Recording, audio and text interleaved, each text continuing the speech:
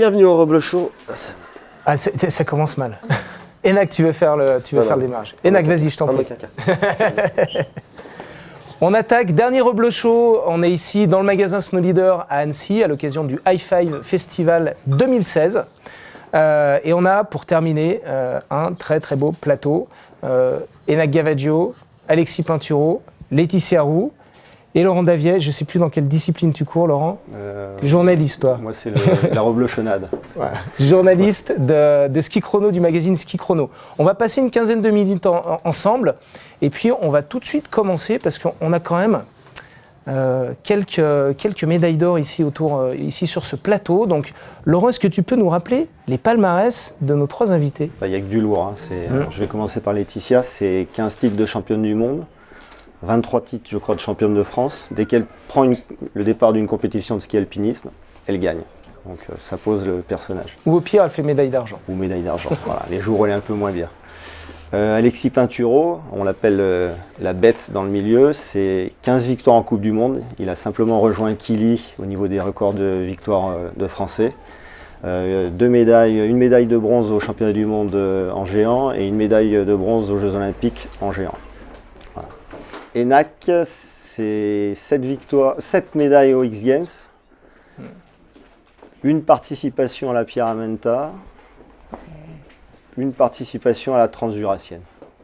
Voilà. C'est le plus polyvalent du plateau. C'est le plus polyvalent. Alors justement, ce qui nous intéresse et ce qu'on remarque depuis 2 ou 3 ans, notamment grâce à la web-série Rancho, Enac, que tu fais avec ton compère Dino Raffo et Thomas Gachet. Thibaut Gachet, Thomas c'est son frère. On remarque quand même que ces deux univers, l'un de la compétition, du chrono, et l'autre du free-ski, eh ben, c'est ce qu'on disait tout à l'heure dans l'émission précédente, se rencontrent, s'observent, s'admirent aussi, et font des choses ensemble. Donc Rancho, toi, ton slogan c'est le ski dans toute sa largeur. Donc ton personnage va faire du biathlon, va faire du géant. Voilà. Donc quelle a été la motivation au départ pour aller, toi, un free-skieur qui est aussi un ski-crosseur, tu as toujours été un peu un pied dans chaque univers. Quelle a été la motivation au départ pour Rancho ? Alors sans passer sur tout l'aspect de la création de la web-série, la demande des sponsors et ainsi de suite, et l'écriture avec Dino qui est dans le public, je le cite parce que si j'oublie de le citer, je vais me faire défoncer. Merci. Mais je l'ai fait pour toi tout à l'heure. Non, en fait, ce qui s'est passé, c'est... on a raconté l'histoire de Rancho un petit peu par rapport à mon passé où j'ai été skieur alpin, j'ai été jusqu'en Coupe d'Europe. Ensuite, je suis parti en freeride. Ensuite, il y a eu l'arrivée du ski cross. Ensuite, pendant 10 ans, j'ai fait ski cross freeride. J'ai arrêté le ski cross, je suis reparti en freeride. Et tout ça en sachant que moi, je voulais juste être un snowboarder. Et quand on remet ça il y a une trentaine d'années, c'était un petit peu compliqué. Et alors aujourd'hui, on n'a pas l'impression, mais pour les quarantenaires, on va dire, et pour les plus âgés, il faut se remettre qu'il y a 20 ans avant. Si tu étais snowboarder, tu ne parlais pas aux skieurs. Si tu étais freestyler, tu ne parlais pas aux freeriders, qui ne parlaient pas eux-mêmes aux mecs qui faisaient du ski de fond. On a toujours aimé bien ranger les gens dans des petites cases. Et même plus que ça, le freestyle et le snowboard se sont construits en opposition avec le ski de compétition, avec le ski traditionnel. Oui, ouais, de toute façon, c'était vraiment des familles bien séparées. Et si un individu s'amusait à faire les deux, il était mal vu des deux côtés. Et en fait, c'est un petit peu le point de départ, je crois tout simplement, c'est que moi, ayant balayé un petit peu tout ça, je n'avais pas forcément de préférence, ou en tout cas j'aimais tout le monde, et puis mes amis faisaient partie de tous les trucs. Et quand on a écrit Rancho, c'est vrai qu'au début on s'attendait tous à ce que je fasse une vidéo de freeride, et en fait on a été à l'opposé. On est parti faire du ski de fond. Et en fait c'est parti comme ça. Et forcément, aujourd'hui on a fait beaucoup de ski alpin aussi, parce que je viens du ski alpin, et on fait des épisodes de freeride. Et on tourne, et on aime bien essayer de faire un petit pont qui est... On se dit que le petit truc qu'on a un petit peu réussi avec la web-série, c'est que le public de freestyler va regarder des épisodes de ski de fond et que nos bons jurassiens qui ne pensaient que ski de fond s'amusent à regarder les autres disciplines avec regard. Ou de ski alpin. Il n'y a plus de frontières. Voilà. Alexis, tu regardes Rancho, j'imagine ? Ouais, je les ai toutes regardées pour le moment, tous les épisodes. Qu'est-ce qui te plaît dans cette web-série ? C'est justement ce décalage, le fait qu'on ne retrouve pas forcément dans les épisodes de Rancho, on retrouve quelque chose qu'on n'a pas ailleurs. C'est-à-dire que le mix justement des différentes disciplines, des différents univers, des différentes mentalités, parce que chaque mentalité en fonction du sport est quand même différent. Et c'est toujours sur la rigolade et sur le décalage. Et c'est ça que je pense tout le monde aime. Et il y a toujours ce plaisir de la glisse, quel que soit le terrain ou le degré de ça pente. garde l'essence même de notre sport, et je dirais notre sport dans sa globalité, c'est-à-dire le ski et les sports d'hiver. Et je pense que justement, ils arrivent, grâce à Rancho, à bien réaliser et à bien montrer ça. Ouais. Alors, le prochain épisode a été tourné lors de la dernière Pyramenta. Laetitia, tu l'as vu Rancho à la Pyramenta? Ouais, tu étais loin derrière, mais tu l'as vu. Elle avait pas le temps de le voir. Hein. On s'est croisés. On s'est croisés. On s'est croisés. Quand elle descendait, moi je montais. Ouais, non, c'est... Tu suis Rancho? Tu suis la web-série? Oui. Bon, je crois que maintenant on suit tous, et c'est comme disait Enac, c'est ça qui est bien, c'est que tout le monde prend de plaisir à suivre, quelle que soit la discipline, justement, parce que c'est tout mélangé et que Enac, il a quelque part osé, en effet, aller s'essayer sur d'autres disciplines qui n'étaient pas du tout la sienne et sur lesquelles, au final, il s'en sort super bien. C'est assez impressionnant. Et puis finalement, plutôt que, comme tu disais, être mal vu parce qu'on est allé faire un truc complètement à l'opposé, je trouve que ça crédibilise carrément les autres disciplines, parce que on se rend compte quand même que c'est quand même pas évident. Et que, le ski alpinisme, qui est quand même pas une discipline très médiatisée ou très sexy en termes d'image, je pense que ça peut lui faire du bien. Quoi, t'aimes pas le Colin Pipette, toi? On discutera des critères Regarde, esthétiques. Tu vas voir Enac, il est bon, il est tout mignon avec son Colin. Ça te fait des belles cuisses, Enac? J'étais mais saillant à souhait. Alors toi, tu fais aussi de ton côté des efforts pour communiquer un peu différemment sur les réseaux sociaux autour de ta discipline, le ski alpinisme. Eh bien oui, je pense qu'il faut qu'on s'y mette tous, parce qu'en effet, le ski alpi, ça a commencé peut-être un peu après les autres disciplines, donc c'est peut-être plus récent, le haut niveau. Donc je pense qu'aujourd'hui, si on veut vraiment que ça progresse et que ça se fasse connaître, il faut, nous, en tant qu'athlètes, qu'on s'implique aussi là-dedans. Et c'est quelque chose qui, depuis le début, moi, me tenait à cœur, parce que je considère que c'est une discipline qui en vaut la peine, qui est vraiment belle sur le plan sportif et physique, mais aussi sur le plan visuel, quoi. C'est une discipline qui vend quand même du rêve, qu'on a la chance d'être dans des paysages qui sont juste incroyables par rapport à certaines autres disciplines qui sont un peu plus artificielles. Tu as le temps de regarder le paysage quand même? Comment? Tu as le temps de regarder le paysage quand même? Quand même, mais bon, pour être franche, la Pyramide, je l'ai fait maintenant, je l'ai fait 9 fois, et je découvre toujours certains coins où je suis déjà passée je sais pas combien de fois, et je me dis mais là... Laurent, toi qui couvres les sports de compétition, le ski de compète depuis un moment, pour ski chrono, 20 ans. Enfin, pas pour que ski chrono, mais 20 ans déjà à peu près, oui. Comment est-ce que tu as vu l'évolution de l'image, c'est-à-dire de la façon dont ces sports se mettent en scène? Aujourd'hui, quand on voit des images de la Pyramenta ou les films d'Alexis avec Red Bull, évidemment, on a parlé de Rancho, c'est totalement nouveau. On peut citer des marques, parce que tu dis Red Bull. Mais on cite les marques que tu veux. Ouais. Tu veux citer quelques marques? Je me permettrai de le placer. D'accord. Non, mais je crois que tous les athlètes maintenant, il y a un phénomène qui est arrivé, qui était Internet, le web, et qui a fait que les athlètes ont des éléments de communication qui se sont démultipliés alors que ça n'existait pas avant. Je me rappelle d'un souvenir d'une des plus belles rencontres qu'on ait fait avec Ski Chrono et Enac, c'est quand on a fait rencontrer Enac et Émile Allais. Je ne sais pas si tu te souviens. Oui. C'est un moment de grâce et on n'a rien inventé. Émile Allais, il était freerider, il était skieur alpin le meilleur de son époque. Et il avait déjà la vision qu'il fallait mettre en scène les choses dans les stations, qu'il fallait que la télévision s'intéresse à tout ça, il fallait que les gens animent tout ça. Donc en fait, on n'a rien inventé. On continue à... On a des outils nouveaux. Oui, on a des outils nouveaux et chacun essaye de les utiliser pour que on fasse vivre cette passion qui est la passion de la glisse et de la neige. Alors Alexis, par exemple, toi, est-ce que tu es sur les réseaux sociaux, Instagram, Facebook, c'est toi qui le fais? C'est toi qui le gères? Tu C'est essentiellement moi et ma compagne, ouais, parce que forcément, quand je suis sur les courses, c'est pas forcément évident, parce qu'on a énormément de choses à côté des courses. Les gens se rendent pas compte. Beaucoup croient qu'on fait la première manche, deuxième manche, et que derrière on est tranquille. Mais en fonction du résultat, après, ça peut aller jusqu'à 4 heures de l'après-midi, et puis 4 heures de l'après-midi, on doit de nouveau repartir pour aller faire le tirage au sort des dossards pour le lendemain.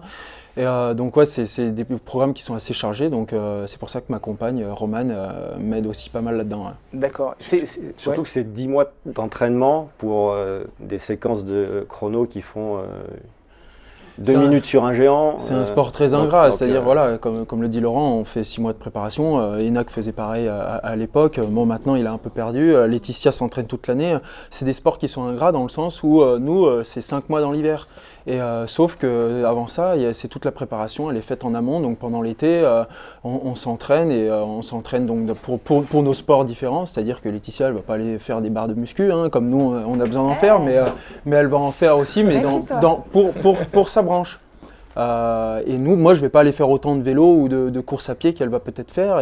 Mais voilà, c'est des sports qui ont besoin d'entraînement maintenant parce que le sport professionnel, il grandit et ça passe forcément par un entraînement qui n'est pas uniquement sur sa branche spécifique, donc le ski en général, quoi. Alors tout à l'heure, vous compariez le diamètre de vos cuisses avec Enac.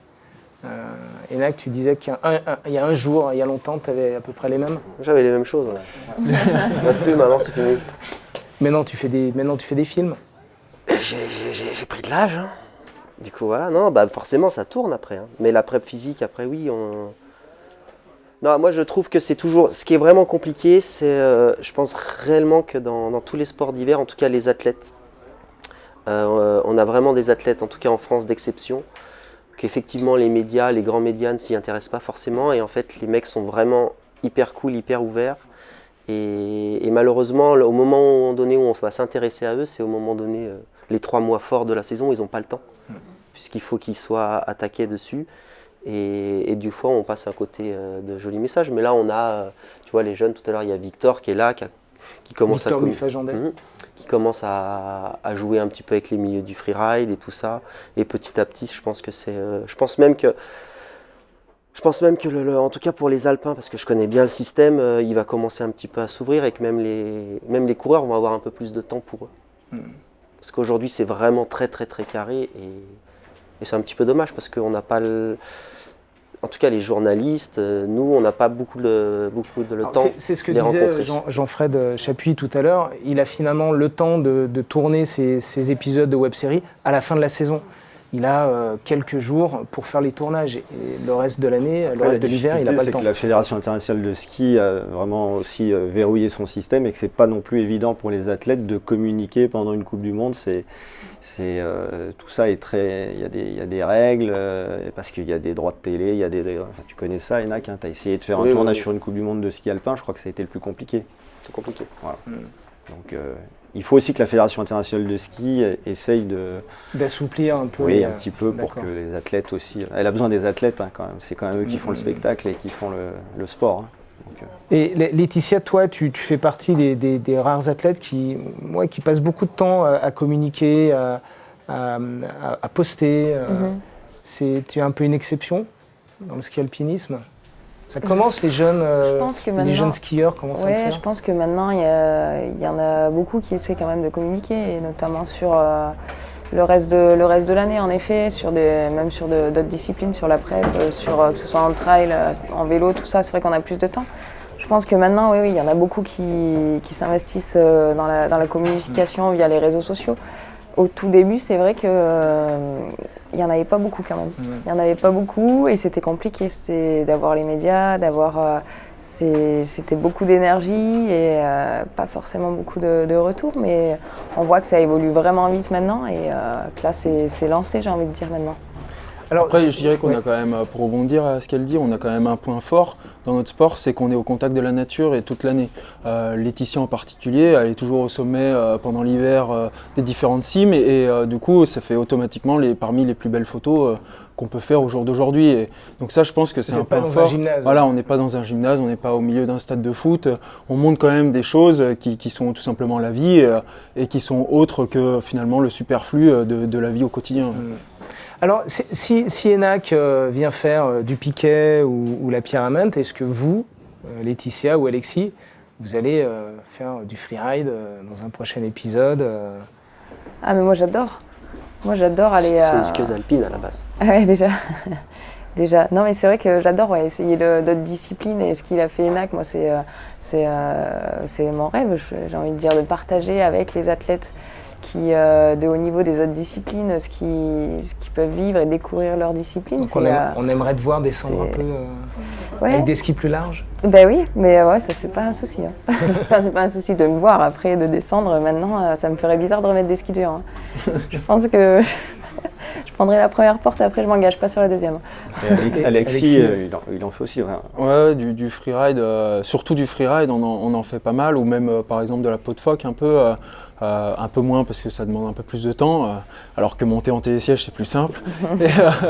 Du coup, ouais, moi j'adore faire du freeride quand on a la possibilité justement d'en faire, parce qu'après il y a en faire quand la neige est tombée, mais il faut que la neige soit tombée au moment où on peut en faire, parce que il y a 3/4 du temps on est en train de faire une compétition ou on veut se reposer pour préparer notre compétition. Et donc c'est pas forcément toujours évident. Après, moi je suis demandeur par contre. Avec Victor là, cette année au Japon, voilà, ouais. Vous avez fait, raconte-nous, une session freeride. Ouais, on a fait une session freeride, c'était la Japo qui est tombée, c'était énorme, il y avait facilement 1 mètre, on s'en mettait jusque dans les narines, donc automatiquement on pouvait pas s'entraîner, il y avait trop de neige, donc on a pris les fats et on y allait, on était obligé. Ça t'a pas empêché de gagner? Ça m'a pas empêché de gagner 5 jours après. Ouais. Ça t'a peut-être permis de gagner. Voilà, ça permet de faire quelque chose d'autre, ça nous sort un peu aussi de notre train-train quotidien qui est le ski alpin, le racing, et de faire toujours plus ou moins la même chose. Là on avait fait de la poudreuse, ça nous sortait de notre univers, ça nous permet finalement de nous rafraîchir l'esprit et c'était vachement intéressant. Je pense que c'est super intéressant même. Après c'est vrai qu'on n'a pas, pendant l'hiver, le problème c'est qu'on n'a pas vraiment le temps, parce que malgré tout, faut quand même s'entraîner en spécifique, on peut pas faire n'importe quoi.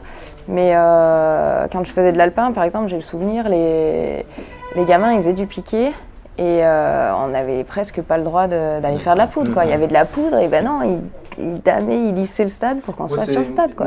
Et d'ailleurs, moi, c'est quelque chose que je reproche énormément au club. Hein. C'est-à-dire Après, que encore maintenant, je trouve que les jeunes, ça commence un peu à changer. Ils font beaucoup de piquets alors qu'ils tombent 30-40 cm. Moi, je dis aux coachs, mais les gars, le ski, c'est pas que le piquet. Hein. Ils apprendront aussi s'ils vont faire de la poudreuse, s'ils vont sauter des bosses et faire des big air. Bon, peut-être pas les plus gros, mais bon, en tout cas, à faire autre chose. Le ski, c'est sa globalité. Pour moi, je l'ai toujours appris comme ça. Et puis après, tu fais ce que tu préfères et tu te spécifies là-dedans, mais le ski, c'est la globalité. Ça permet de développer d'autres qualités, je pense, et puis le côté plaisir quand même, malgré tout. Quand on est jeune, faire que du piquet tout le temps, il y en a beaucoup, je pense, qu'ils arrêtent parce qu'ils sont blasés. Mais même après, je pense que oui, en effet, c'est vraiment intéressant quoi, de pouvoir jongler, mais bon, compliqué sur l'hiver, quoi. Bon, très bien, merci beaucoup. Le prochain épisode de Rancho, quand est-ce qu'on le voit? Où est-ce qu'on le voit? Dans 4 heures au cinéma. Dans 4 heures, quand vous verrez cette émission, ça sera déjà passé, vous pourrez le trouver sur le net. Ouais. C'est l'épisode Pyramide. 8. Épisode numéro 8. Nino, il sort quand? Vérification. Voilà. D'accord, très bien. Bravo les gars. Début décembre. On est entouré de professionnels ici. Alexis, quand est-ce qu'on te revoit la prochaine fois? Ce sera à Zolden. D'accord. 23 octobre. 23 octobre. 23 octobre. Quand est-ce qu'on te revoit dans un film? Dans les yeux de Quand on me demandera. demandera. Rancho. Peut-être Rancho, voilà, bientôt. Ok, rendez-vous est pris, vous êtes témoin. Laetitia, ton prochain rendez-vous? Nous, on attaque un petit peu plus tard, donc ça sera mi-décembre pour les championnats de France au 7 lots. Et puis cette En année, vertical. année de championnat du monde. Voilà. À quel endroit? En Italie, ça sera pour février. D'accord. C'est couvert par ski chrono puisque Laurent se met à la rando pour monter. Parce que jusqu'à maintenant, il couvrait le ski alpin parce que le télésiège. Le problème de la rando, c'est qu'il faut monter pour aller là-haut. Bon, les règlements de compte, on va le faire hors antenne. Merci à tous d'avoir été là. J'ai beaucoup apprécié et on a tous beaucoup apprécié votre présence et vos échanges. Voilà, glisser, il y a de la neige, glisser dessus, quelle que soit la qualité de la neige et quelle que soit la pente, qu'il y ait des piquets ou pas, glisser, il en restera toujours quelque chose. Merci à vous. Le Reblochon, on se retrouve bientôt. Merci.